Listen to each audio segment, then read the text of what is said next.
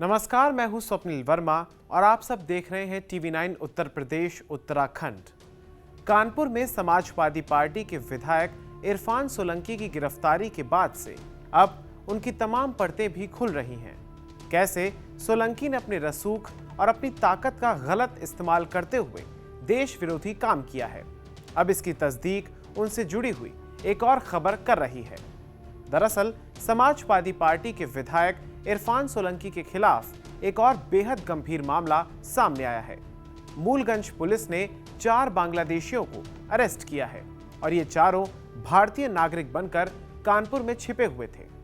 बात अभी यहीं पर खत्म नहीं हुई है। इन सभी ने फर्जी दस्तावेजों के सहारे पासपोर्ट और आधार कार्ड भी बनवा लिए थे और जब इस मामले का खुलासा हुआ तो पुलिस हरकत में आई और उसने चारों को जेल भेज दिया है। लेकिन आप सोच रहे होंगे कि मैंने तो शुरुआत में कहा था कि विधायक इरफान सोलंकी से जुड़ा हुआ मामला सामने आया है, लेकिन मैं तो यहां पर बात कर रहा हूं बांग्लादेशी नागरिकों की जो अवैध तरीके से भारत में रह रहे थे और वो भी जाली दस्तावेजों के सहारे। तो अब आप ये भी जान लीजिए कि इरफान का इन बांग्लादेशियों के साथ क्या कनेक्शन था। दरअसल गिरफ्तार किए गए सभी बांग्लादेशियों पर इरफान सोलंकी और एक पार्षद मन्नू का आशीर्वाद था। दरअसल सोलंकी और रहमान ने ही अपने लेटर पैड पर यह लिख कर दिया था कि डॉक्टर रिजवान एक भारतीय हैं जो असल में बांग्लादेशी नागरिक हैं। इस पूरे मामले पर कानपुर के joint police commissioner Anand Prakash Tiwari ने बताया कि आर्य नगर में किराए के फ्लैट में रहने वाले डॉक्टर रिजवान को अरेस्ट किया गया है। उसने कानपुर में रहने वाले खालिद की बेटी हिना से शादी की थी। इसके बाद डॉक्टर रिजवान चोरी छिपे कानपुर में ही आकर बस गया था। इस गैर कानूनी काम में रिजवान के मददगारों में उसकी पत्नी हिना और ससुर खालिद भी शामिल हैं। पुलिस ने रिजवान के साथ ही उसकी पत्नी, ससुर और बेटी रुखसार को भी गिरफ्तार कर लिया है। जॉइंट पुलिस कमिश्नर ने बताया कि जांच के दौरान सामने आया है कि रिजवान के फर्जीवाड़ा करने में विधायक इरफान सोलंकी और पार्षद मन्नू रहमान की अहम भूमिका निभाई गई है। दोनों ने अपने अपने लेटर पैड पर लिख कर दिया था कि डॉक्टर रिजवान ही भारतीय है। जांच के दौरान एक और चौंकाने वाला खुलासा हो गया है। आरोपी के पास से 20 से 25 लाख रुपए के सोने के जेवरात और सोने के बिस्किट समेत कई बेशकीमती सामान भी बरामद हुआ है। इसके अलावा 14,56,000 रुपए की धनराशि, $1,000 और बांग्लादेशी पासपोर्ट भी बरामद हुआ है। इस चालाक डॉक्टर ने भारत और बांग्लादेश दोनों ही जगह अपने और अपने पूरे परिवार का पासपोर्ट बनवा रखा था। कानपुर पुलिस ने अपनी कार्रवाई करते हुए बांग्लादेशी नेशनल रिजवान और उसके परिवार के अन्य 4 सदस्यों को गिरफ्तार किया है।